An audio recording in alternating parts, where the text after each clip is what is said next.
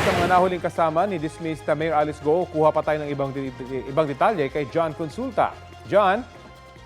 Yes, Rafi, sa ating nakuha ng impormasyon mula sa ating source na nasa Batam, Indonesia, ay hawak na ng mga otoridad. Itong si Cassandra Leong at itong si Lago. At sinasabi nga na ito ay sa tulungan ng mga otoridad ng Indonesia kung saan nagtangka na raw na palabas na sana ng Indonesia itong dalawa, no, si Cassandra at si Sheila, nang sila ay maharang ng mga tauhan ng Indonesian authorities.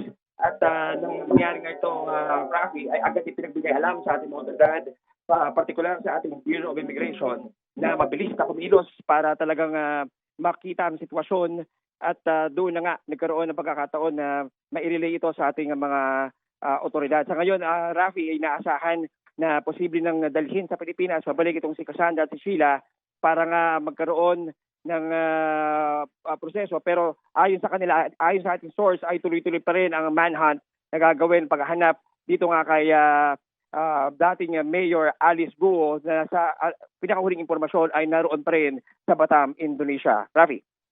Maraming salamat, John Consulta. Kapuso, alamin ang maiinit na balita. Bisitahin at mag-subscribe sa GMA Integrated News sa YouTube. Sa mga kapuso abroad, samahan nyo kami sa GMA Pinoy TV at sa www.gmanews.tv.